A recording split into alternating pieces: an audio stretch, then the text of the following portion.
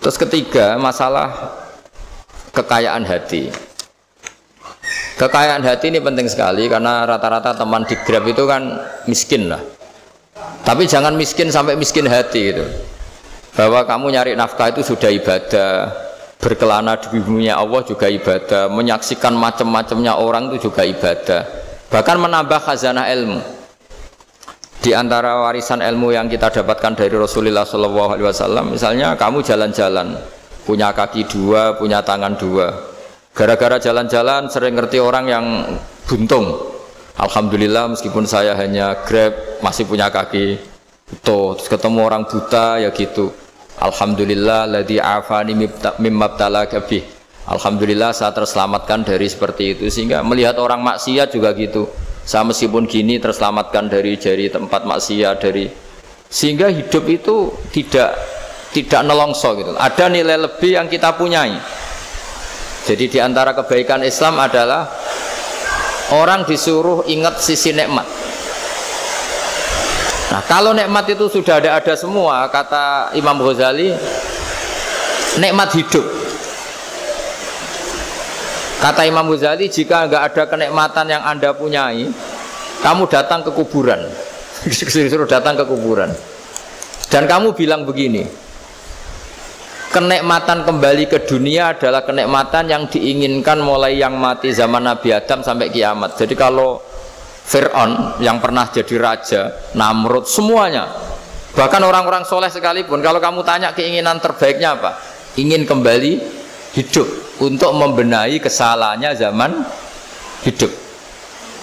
Artinya apa? Kehidupan yang kita miliki sekarang adalah kenikmatan yang dirindukan mulai yang mati zaman Nabi Adam sampai kiamat. Maknanya apa? Kita punya kenikmatan yang luar biasa karena kenikmatan yang dirindukan oleh orang yang sudah mati mulai dulu sampai sekarang. Apapun masalah hidup Anda ini punya kenikmatan yang enggak tertandingi, yaitu namanya hidup. Barokahnya hidup itu kita bisa tobat. Setidaknya ingin tobat. Kalau nggak bisa tobat, ingin tobat. Makanya di Indonesia itu banyak nyuwun sewu, banyak maling yang anaknya itu soleh. Karena kalau ngandani anaknya tetap gini, wes le bapak tok sing lakoni kue ojo, bapak tok yang alami ini kamu jangan. Banyak di Indonesia orang nggak bisa baca Quran, anaknya hafid. Karena setiap bodoh itu tidak diwariskan. Wes le bapak tok sing bodoh kue ojo bodoh. Mungkin teman-teman di Grab juga gitu, wes bapak tok cong sing nasi pengennya kue ojo. Jadi kebaikan begini itu akan terus menerus diwariskan. Sehingga banyak orang tidak tamat SD anaknya dosen, nggak tamat SMP anaknya dekan. Karena setiap dari kita itu cita-cita kebaikannya menurun ke anak cucunya, keburukannya berhenti di dia. Cara wong Jawa itu bapak tok sing nglakoni. Nah, di sini saya jelaskan tentang kekayaan rohani. Jadi saya mohon ketika Anda jalan-jalan nganter penumpang itu harus sering muji Allah Subhanahu wa taala. Ya, saya bacakan ayatnya, at-taibunal abidunal hamidun. Orang baik itu yang tobat, yang ahli ibadah. Di antara definisinya itu as-saihun, yang sering jalan-jalan. Siyaka itu jalan-jalan.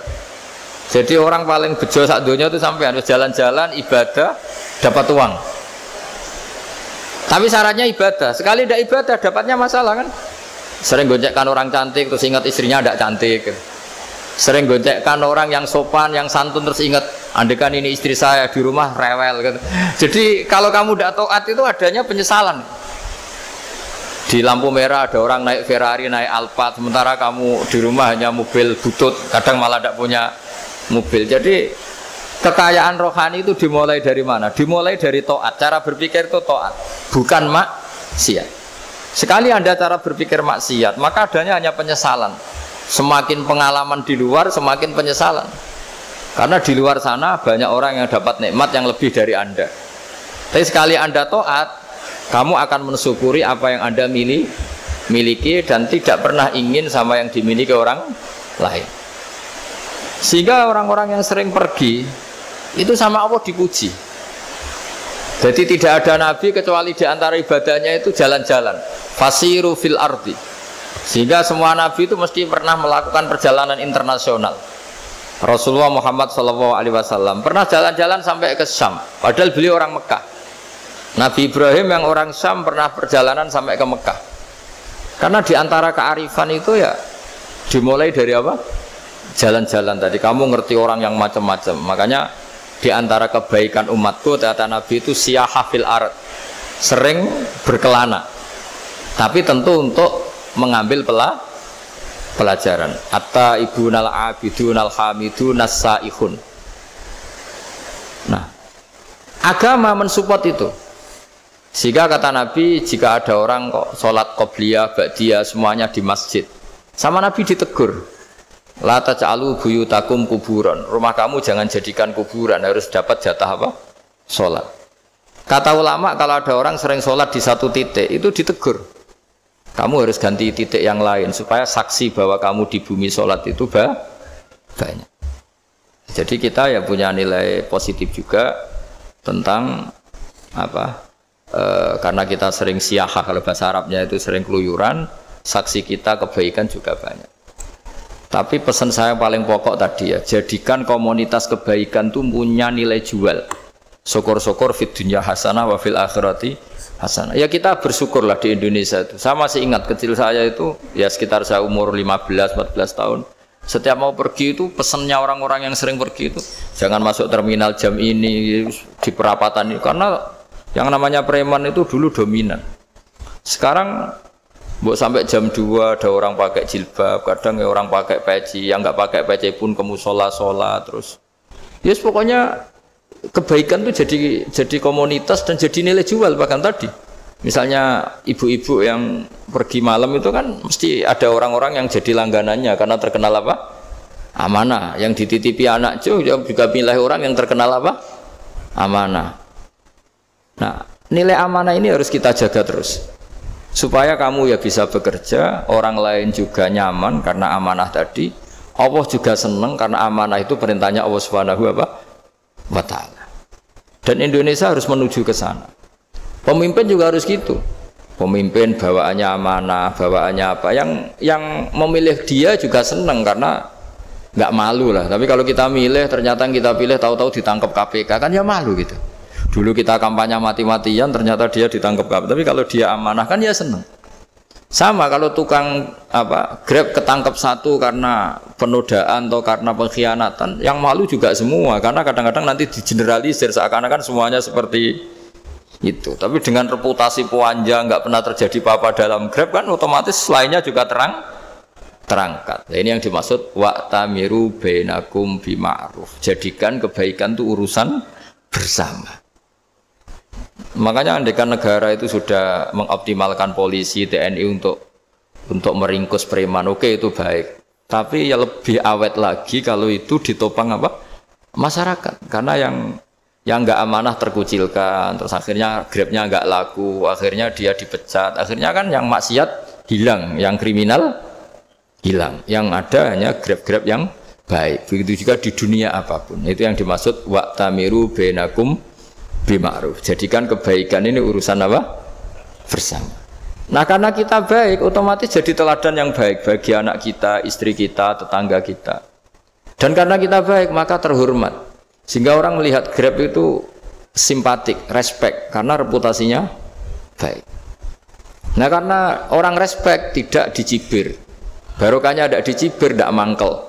Barokahnya tidak mangkel, tidak saling ejek, bahkan tidak saling bunuh. Coba kalau kita jelek, dicibir orang, kita dalam keadaan mabuk, tidak terkontrol, bunuh.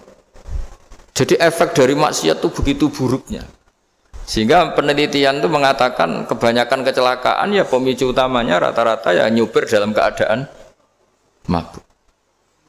Beberapa nyuwun sewu kasus-kasus kriminal rata-rata ya dipicu oleh hal-hal seperti itu.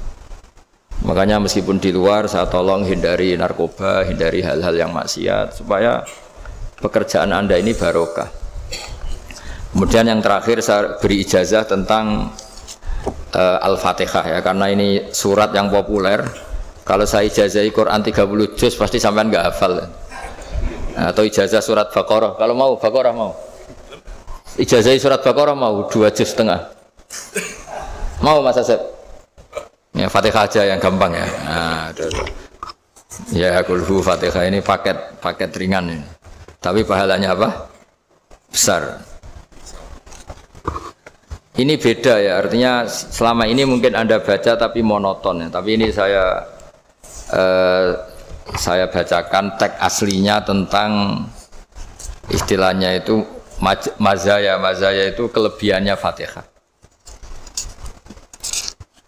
Saya baca Arabnya dulu, nanti ini terakhir ijazah. Tadi kan saran-saran umum tentang sosial. Ya, pokoknya jadikan kebaikan itu punya nilai sosial yang baik lah. Jadi nanti orang yang nggak amanah nggak laku. Ya, calon bupati, gubernur, presiden yang nggak amanah juga nggak laku. Begitu juga kiai yang tidak amanah juga nggak laku. Suami yang nggak amanah juga nggak laku. Istri yang nggak amanah juga. Sehingga kebaikan ini jadi nilai sosial yang dalam tanda kutip sudah keniscayaan ya. Yang diinginkan Allah itu seperti itu. Bukan kebaikan yang dipaksakan karena kekuatan negara. Maksudnya kalau bisa kebaikan itu tidak usah dipaksakan. Memang sudah satu kebutuhan. Tak cerita-cerita di negara maju itu. Bahkan apapun jatuh itu nggak ada yang ngambil apa itu. Makanya gambarannya Mekah Medina kan gitu kan. Barang jatuh nggak ada yang berani apa ngambil itu, saking sudah jadi sistem. Nah, sehingga banyak negara di Eropa itu yang sampai nggak punya tentara, nggak punya polisi karena kebaikan sudah. Nah kita kan masih capek, polisinya aja capek apalagi masyarakatnya, karena ya kebaikan itu belum jadi nilai apa bersama. Nah, kita selain ditopang negara, ada polisi, ada tentara, itu kita usahakan kebaikan itu jadi nilai apa bersama. Tadi wa'tamiru bainakum bima'ruf. Dan kita punya reputasi yang bagus dalam bab ini. Saya masih ingat kecil saya itu yang jilbaban hanya keluarga kiai. Sekarang rata-rata masyarakat itu jilbaban. Dulu yang sekolah SMP, SMA itu jilbaban kadang dulu malah dilarang ya, harus sama seperti itu seragamnya. Sekarang sudah boleh. Dan nyaman. Lama-lama yang dapat simpatik ya yang pakai pakaian model tertutup seperti itu. Lama-lama gampangane cara wong golek mantu ya golek yang seperti itu daripada yang blodor. Lama-lama jadi nilai bersama.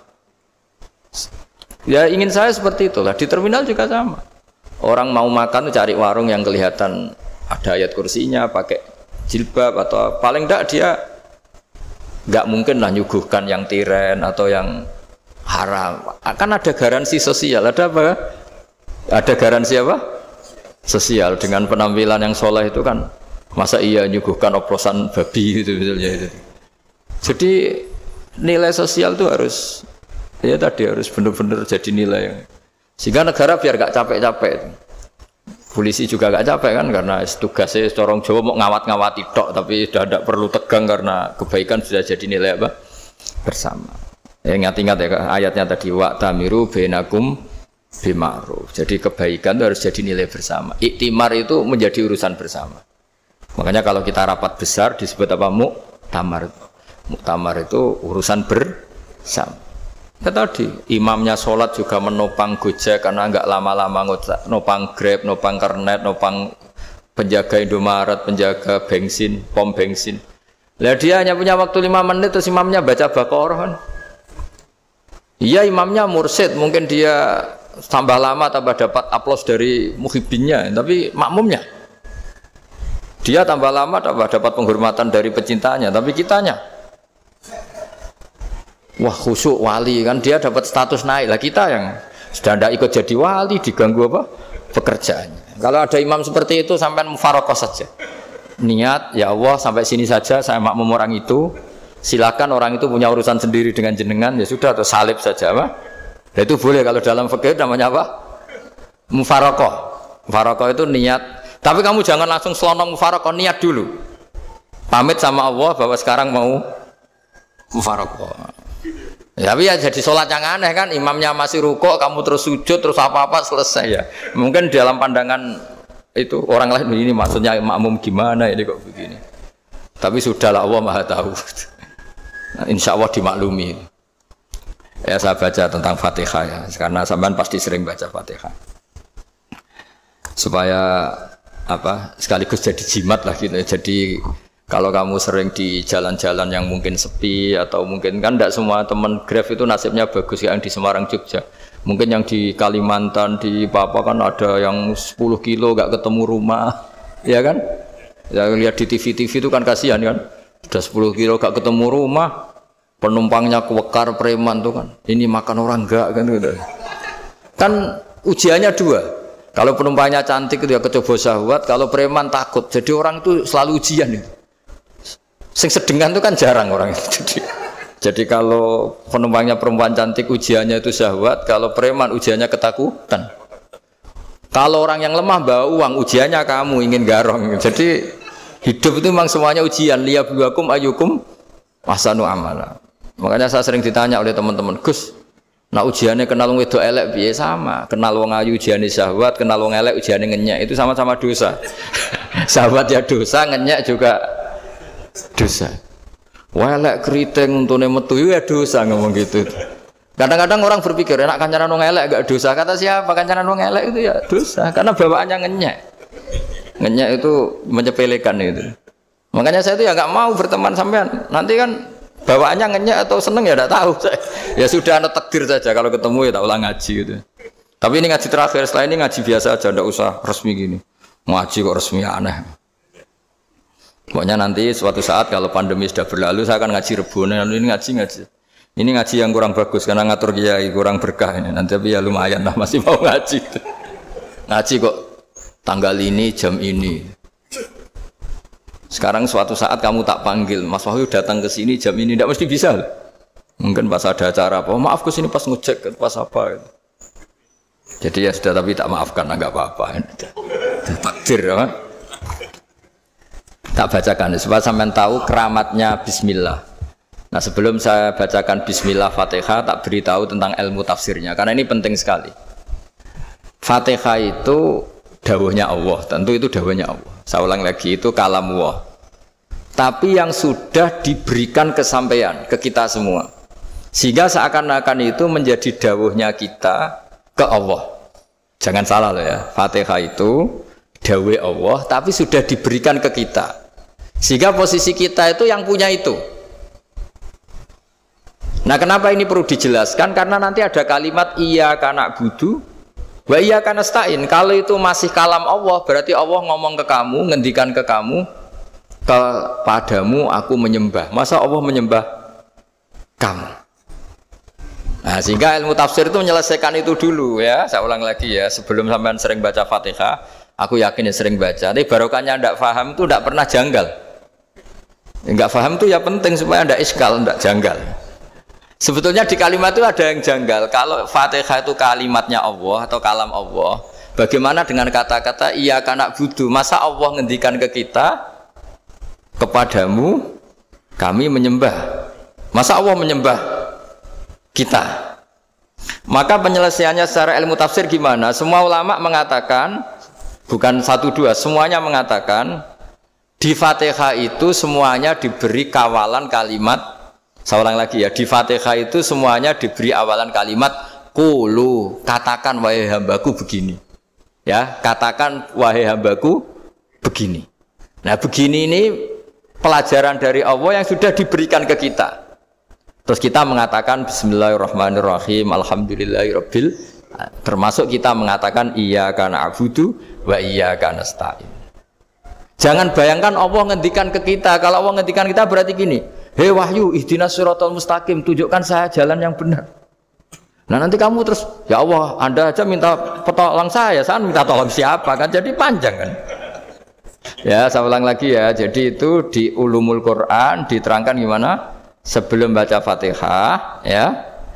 Fatihah itu kalamullah, ngendikane Allah, tapi yang sudah diajarkan ke kita dan sudah milik kita, sehingga kalimat itu menjadi milik kita. Tapi ya kalamullah, tetap kalamullah, tapi sudah menjadi milik kita. Udah paham ya? Ya pinter nah. Ya, karena kalau tanpa penjelasan seperti ini, Anda akan iskal. Bagaimana Allah, iskal itu janggal, bagaimana Allah mengatakan iya karena butuh. Kan jadi aneh ya? Ya, jadi tak jelaskan secara ilmiah ya. Jadi kata ulama-ulama tafsir, ayat-ayat Quran seperti ini sebetulnya dimulai dari qulu apa? Meskipun enggak dilafatkan. Itu kan sama dengan qul huwallahu ahad Muhammad, katakan kalau Tuhan itu satu. Ya namanya Quran itu kan kalam Allah, membina nabinya, membina umatnya. Makanya dikatakan atau enggak di sini tersembunyi kata qulu, katakan. Ya. Jadi ya ibarat apa itu? Kamu ngajari anak kamu lah, le panggil jenengan bapak kulo. Itu maksudnya anak itu kalimat kamu, tapi kamu ajarkan ke anak kamu. Terus anak kamu bilang, Pak jenengan bapak kulo. Nah, ketika kamu mengatakan jenengan, bukan kamu mengatakan jenengan anakku, berarti anakmu itu bapakmu, kan lucu kan? Anak kamu ajari jenengan bapak kulo, kamu engkau bapak saya. Terus anak kamu mengulang jenengan atau kamu bapak saya. Berarti itu kalimat yang kamu ajarkan, tapi sekarang sudah milik anak kamu. Kalau itu kalimat kamu kan lucu, masa anak kamu bilang bapak. Nah itu seperti itu. Jadi ulama memberi solusi atau jawaban iyyaka na'budu wa iya, itu sebelumnya ada kata-kata qulu, katakan wahai hambaku, hubungan kamu dengan saya adalah katakan iyyaka na'budu wa iyyaka nasta'in. Terus hubungan kamu dengan saya katakan juga dalam doamu ihdinas siratal mustaqim. Jelas ya, jadi itu kalam Allah yang sudah milik kita karena diajarkan Allah untuk kita. Dong ya? Ya, dong.